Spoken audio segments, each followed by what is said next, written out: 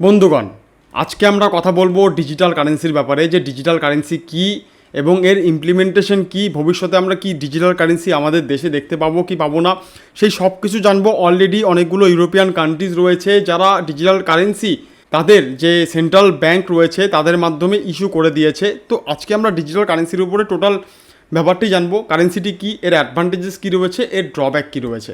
তো চলুন ভিডিওটি শুরু করা যাক। তো প্রথমত ডিজিটাল কারেন্সি বলতে আমরা কী বুঝি সেটা আমাদের সবার আগে জানতে হবে। ডিজিটাল কারেন্সি বেসিক্যালি হচ্ছে আপনার কাছে যেই টাকাটি রয়েছে সেই টাকাটির একটি ডিজিটাল ফরম্যাট। ধরুন আপনার কাছে 2 টাকা রয়েছে বা 10 টাকা রয়েছে, হোয়াট এভার মানি।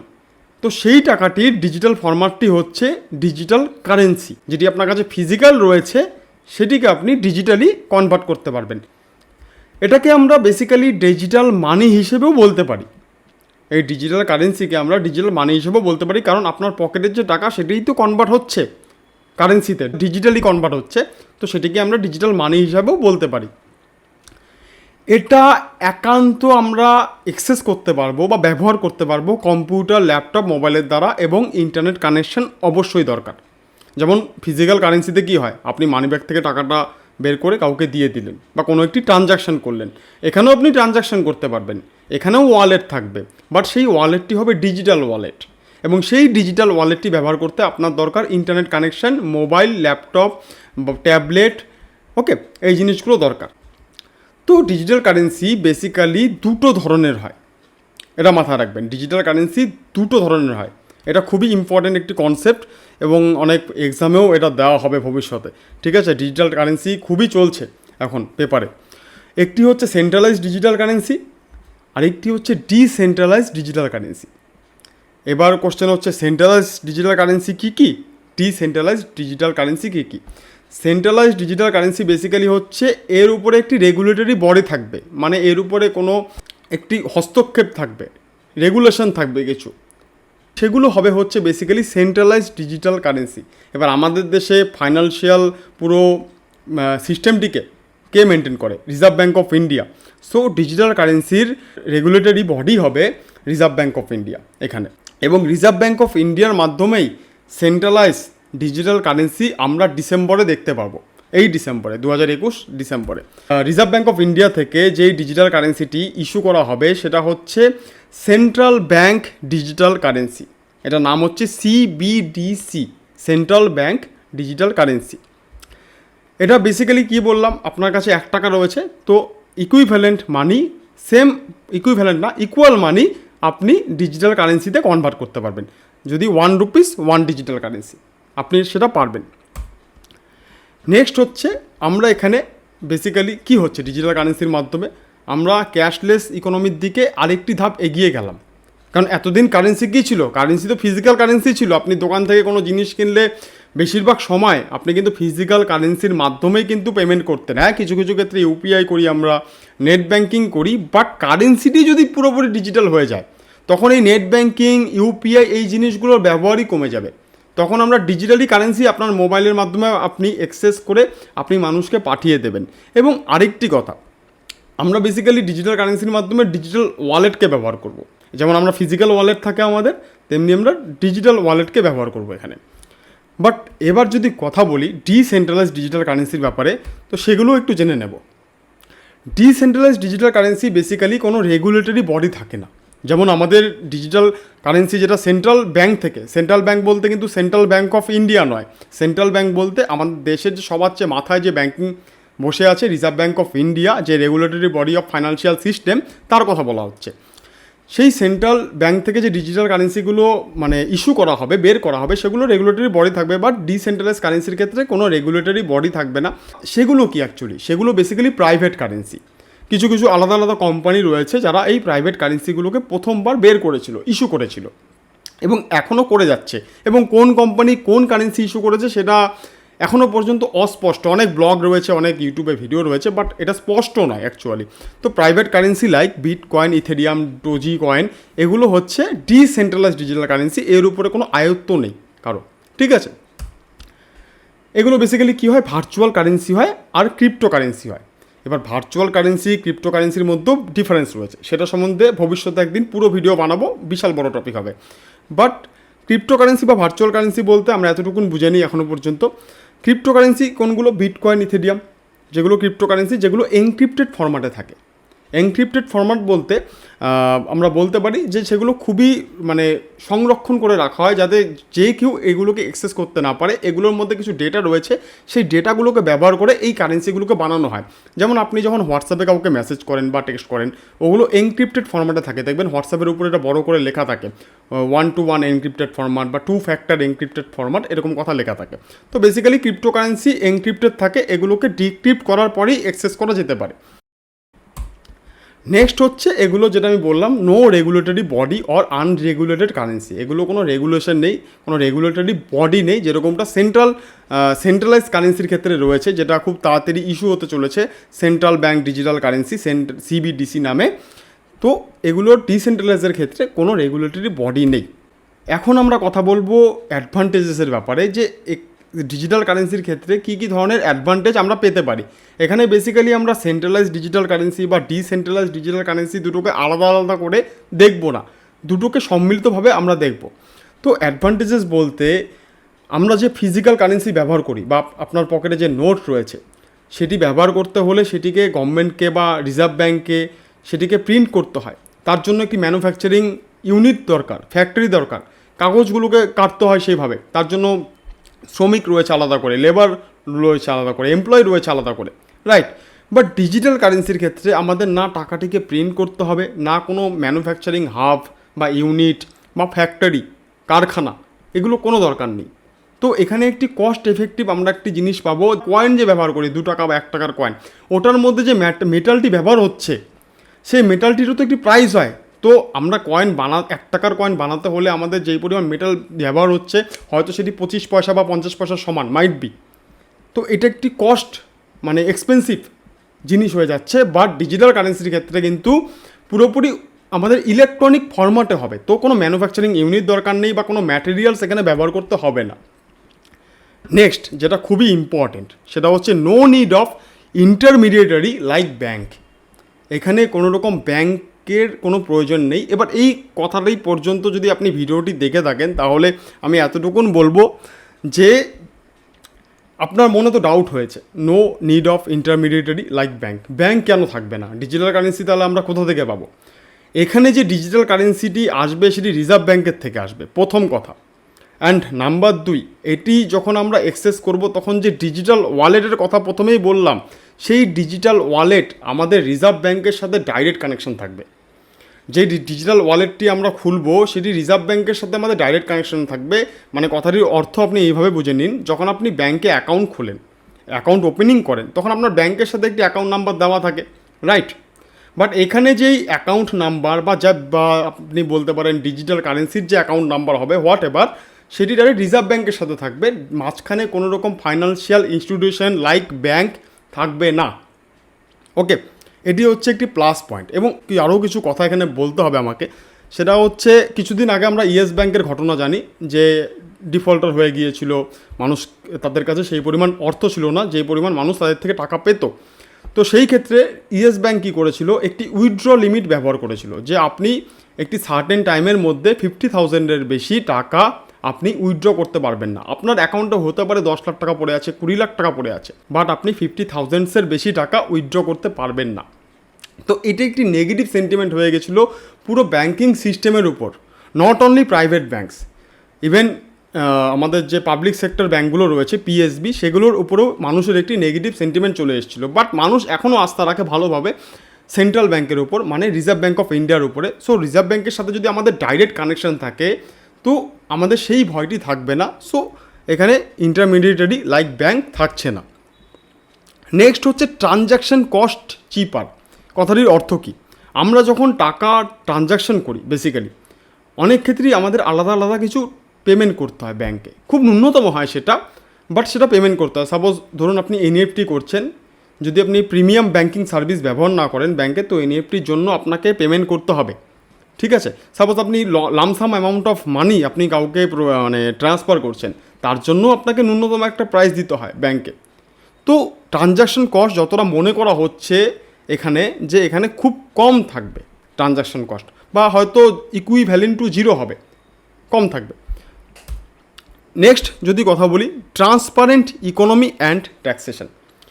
যদি এরকম সিচুয়েশন হয় যে আপনি বেশিরভাগ অর্থই আমাদের দেশের যত মানুষের যা অর্থ রয়েছে তার বেশিরভাগ অর্থই 70% টাকাই ডিজিটাল কারেন্সিতে কনভার্ট হয়ে গিয়েছে, কথার কথা ধরে নিচ্ছি। তো অটোমেটিক্যালি যে ফাইন্যান্সিয়াল সেক্টরগুলো রয়েছে, মানে আই মিন যে ফিসকাল পলিসি হয়, যে মনিটারি পলিসি হয় আমাদের দেশের, তারা খুব সুন্দর করে দেখতে পারবে যে কোথায় কার কাছে কী পরিমাণ টাকা রয়েছে। ওকে, সো এদের ট্রান্সপারেন্ট ইকোনমি, মানে পরিষ্কারভাবে ইকোনমিটাকে বোঝা যাচ্ছে কোথায় কী পরিমাণ টাকা ইনভেস্ট হচ্ছে, কোথায় কী পরিমাণ টাকা একটি মানুষ পার্টিকুলারলি ব্যয় করছে। ঠিক তেমনি ট্যাক্সেশনও অনেক রেভিনিউ জেনারেট হবে। যেমন ট্যাক্সেশনে ফাঁকি দেওয়ার যে জায়গাগুলো রয়েছে সেই জায়গাগুলো অনেকটা কমে আসবে যদি ডিজিটাল কারেন্সি একটি পরিমাণ মানুষ অ্যাকসেপ্ট করে নেয় এবং তাকে ব্যবহার করতে শুরু করে। এবং যেরকমটা আমি বললাম, ডাইরেক্ট অ্যাকাউন্ট উইথ আরবিআই, এখানে কোনো ব্যাংক থাকবে না, আরবিআইয়ের সাথে ডাইরেক্ট অ্যাকাউন্ট থাকবে এখানে। বাট এর কিছু ড্রব্যাক রয়েছে, সেটাও আমরা জেনে নেব।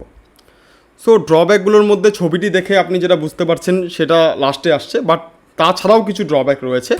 সেটা হচ্ছে internet connection mandatory. Without internet connection আপনি কোনোভাবেই এই টাকাগুলোকে, মানে ডিজিটাল কারেন্সিকে আপনি ব্যবহার করতে পারবেন না। এবার আপনি ভেবে দেখুন, আমাদের দেশে এরকম কত রুরাল এরিয়া রয়েছে যেখানে এখনও পর্যন্ত ইলেকট্রিসিটি পৌঁছায়নি। সেই জায়গার মানুষগুলো এই ডিজিটাল কারেন্সি থেকে বা এই ডিজিটাল কারেন্সির এই প্রকল্প থেকে পুরোপুরি বঞ্চিত থাকবে।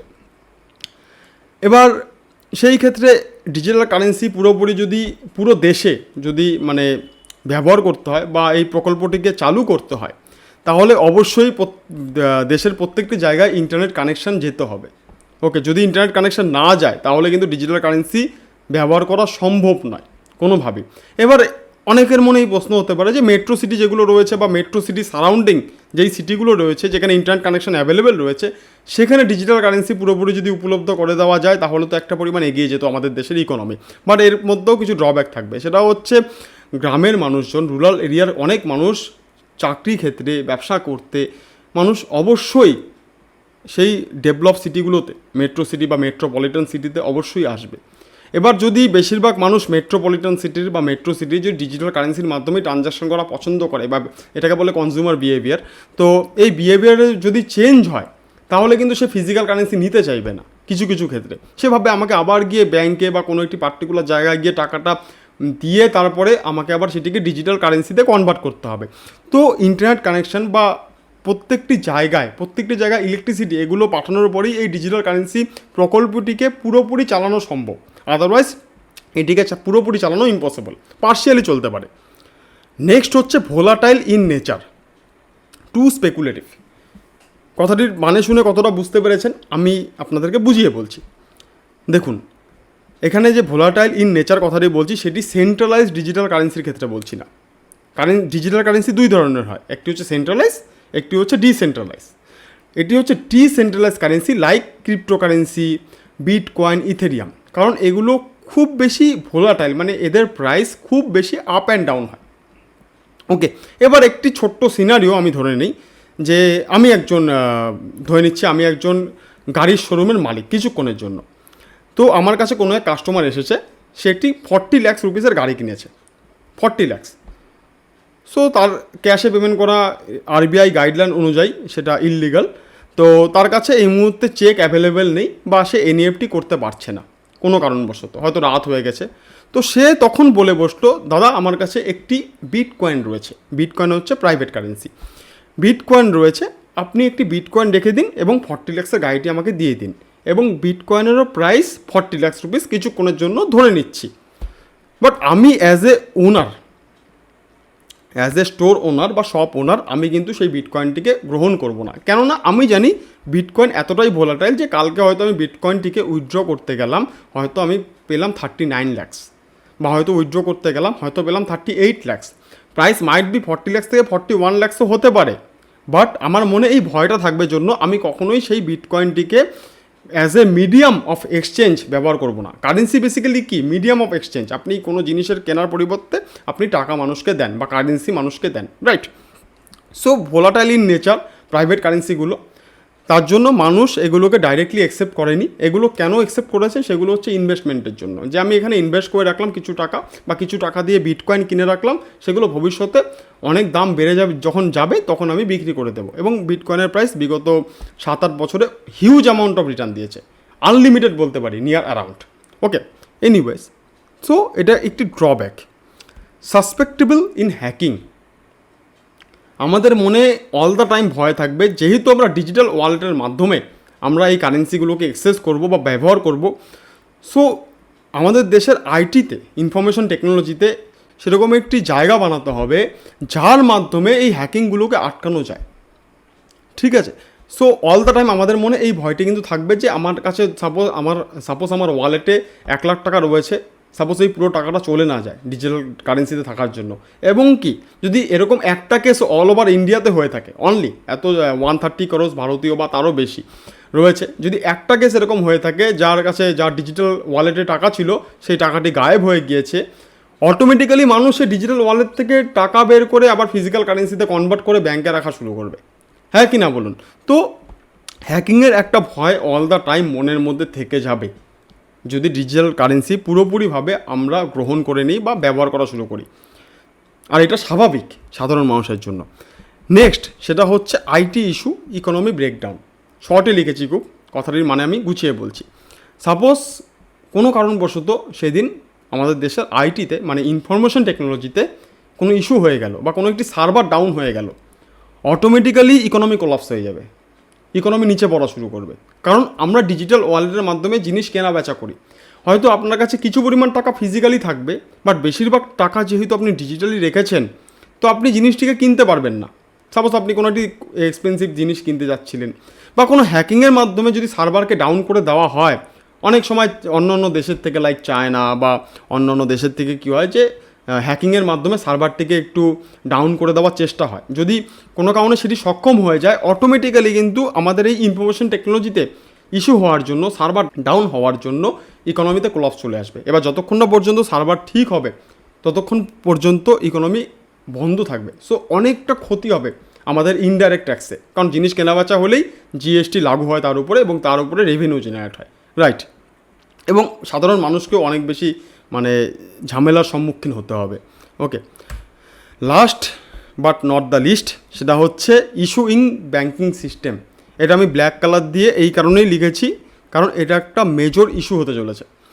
যদি প্রত্যেকটি মানুষ ডিজিটাল কারেন্সিকে অ্যাকসেপ্ট করে নেয়, কথার কথা, ধরুন একটা certain amount of money, suppose আপনার কাছে 10 লাখ টাকা রয়েছে, আপনি জমিয়েছেন, আপনি ভাবলেন 5 লাখ রুপিস আপনি ডিজিটাল কারেন্সিতে কনভার্ট করে রিজার্ভ ব্যাঙ্কের সাথে রেখে দেবেন, কারণ রিজার্ভ ব্যাঙ্কের সাথে digital currency direct link up থাকবে, রাইট? সো ব্যাঙ্কিং সিস্টেমে কী ইস্যু হবে, যে ব্যাংকের মধ্যে আমরা টাকা বেসিক্যালি কী করি, সেভিংস অ্যাকাউন্টে জমা রাখি, ফিক্সড ডিপোজিট অ্যাকাউন্টে জমা রাখি। অ্যাকচুয়ালি আমরা টাকা জমা রাখি না। অ্যাকচুয়ালি যদি ফাইন্যান্সিয়াল মার্কেট মানে হিসেবে বলতে হয়, তাহলে আমরা টাকাটিকে বেসিক্যালি লেন্ড করি, মানে আমরা ব্যাংকে ধার দিচ্ছি টাকাটি, এবং ব্যাংক সেই টাকাটি আমাদের থেকে ধার নিয়ে সেই টাকাটি আবার সাধারণ মানুষকে ধার দেয়, এবং মাঝখানে যেই পরিমাণ প্রফিট পার্সেন্টেজটি থাকে সেটি ব্যাংক ইনকাম করে। সাপোজ আপনি ব্যাংকের অ্যাকাউন্টে 1 লাখ টাকা রাখলেন, এবং সেই 1 লাখ টাকাটি কিছুক্ষণের জন্য ধরে নিচ্ছি যে কোনো মানুষকে লোন দেওয়া হয়েছে, এবং আপনাকে সাপোজ ওই 1 লাখ টাকার এগেনস্টে 3% ইন্টারেস্ট দেওয়া হচ্ছে, তো 3000 টাকা, এবং ওই মানুষটি যাকে লোন দেওয়া হয়েছে তো 7% ইন্টারেস্ট নেওয়া হচ্ছে, তো 7000 রুপিস। মাঝখানে যে 7000 মাইনাস 3000, 4000-এর যে ডিফারেন্সটা থেকে গেল, সেটি ব্যাংক ইনকাম করে নেয়। সো ব্যাঙ্কিং সিস্টেম কোলাপস হয়ে যাবে পুরোপুরি, এবং আরও সমস্যা হয়েছে এখানে। শুধু ব্যাঙ্কিংয়ের যে লস হবে তা না, আপনি চাইলেও লোন পাবেন না, কারণ আপনি যখন ব্যাংকের কাছে গিয়ে বলবেন দাদা আমার বিজনেসের জন্য বা আপনার কোনো পার্সোনাল সমস্যা হয়েছে, আপনার লোন ইমিডিয়েট দরকার, ব্যাংক বলবে ভাই আমার কাছে তো টাকাই নেই, আমি কোথা থেকে আপনাকে টাকা দেবো? কারণ সাধারণ মানুষ ব্যাংকের কাছে টাকা রাখবেই না।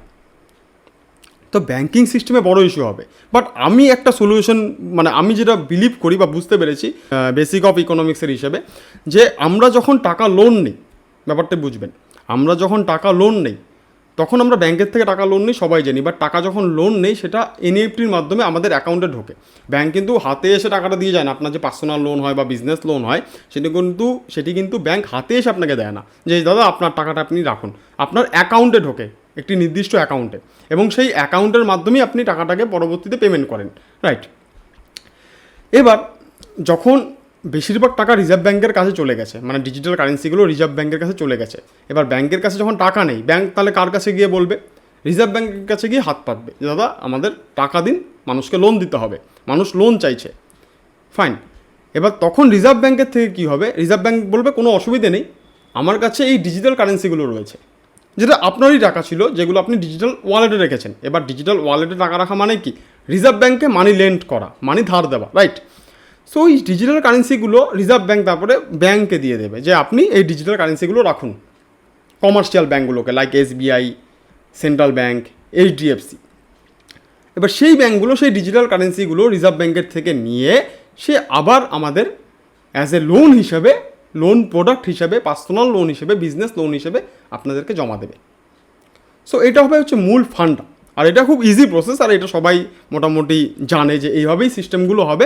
বাট প্রথম ইনিশিয়াল স্টেজে যখন জাস্ট ডিজিটাল কারেন্সি ইস্যু হবে, লঞ্চ হবে, ডিসেম্বরে ফার্স্ট ট্রায়াল আসবে ডিজিটাল কারেন্সির, যতটা জানা গিয়েছে। রিজার্ভ ব্যাংকের ডেপুটি গভর্নর রবিশঙ্কর এটা অ্যানাউন্স করেছিল কিছুদিন আগে। তো তার মাধ্যমে জানা গিয়েছে ব্যাপারটা যে ডিসেম্বরে ফার্স্ট ট্রায়াল হবে। সো ব্যাংকিং সিস্টেম পুরোপুরি কোলাপস হবে না, বাট ইনিশিয়াল পজিশনে ব্যাংকের কিছু ধাক্কা লাগবে, সেই জায়গায় ব্যাংকের প্রফিট মার্জিনে কিছু ধাক্কা হবে। এবং সাধারণ কথাই, আপনি যদি ব্যাংকের থেকে লোন না পান, আপনি অবশ্যই বিজনেস করতে পারবেন না। যদি বিজনেস না করতে পারেন, তাহলে ডাইরেক্ট ট্যাক্স, ইনডাইরেক্ট ট্যাক্স কোনোটি আপনি সেন্ট্রাল গভর্নমেন্টকে দিচ্ছেন না, তাই তো? তো সেই ক্ষেত্রে দেশের অর্থনৈতিক অবস্থাতেও একটি মন্দা দেখা যাবে। সো এই সিস্টেমগুলো বেসিক্যালি সার্কেল ওয়াইজ হয়, ঠিক আছে, যে চেন ওয়াইজ হয় বলতে পারি, যে একটি রিসাইকেল একটি সিচুয়েশন হয়ে থাকে, গোল গোল করে ঘোরে। সো বন্ধুগণ, আশা করি ডিজিটাল কারেন্সি সম্বন্ধে আপনাদের যেই বেসিক আইডিয়াটি এই মুহূর্তে দরকার ছিল, সেগুলো আমি এই ছোট্ট একটি ভিডিওর মাধ্যমে আপনাদেরকে দিতে পেরেছি। অনেকেই জানে না ডিজিটাল কারেন্সি লঞ্চ হতে চলেছে, বা অনেকে জানে। আশা করব এই ভিডিওটি আপনি আপনার বন্ধু বান্ধব বা আপনাদের যদি ফ্যামিলি কোনো গ্রুপ থাকে, অবশ্যই শেয়ার করবেন। আমি চাই মানুষ সবাই যাতে জানুক এই জিনিসগুলো, কারণ আজকের ডেটে আমরা যদি এই জিনিসগুলো না জেনে থাকি, তাহলে আমরা সবসময় পিছিয়ে পড়ে থাকবো, রাইট? সো বন্ধুগণ, আজকের জন্য এতটুকুনি। ভিডিওটি দেখার জন্য অসংখ্য ধন্যবাদ। ভিডিওটি ভালো লাগলে ভিডিওটিকে লাইক করবেন, বন্ধুদের সাথে শেয়ার করবেন, এবং চ্যানেলটিকে সাবস্ক্রাইব করতে কিন্তু একদম ভুলবেন না, কারণ আমি এরকম ভিডিওই আপনাদের জন্য বানাচ্ছি আমাদের এই ইউটিউব চ্যানেলে, আমাদের মাতৃভাষা বাংলায়। ধন্যবাদ।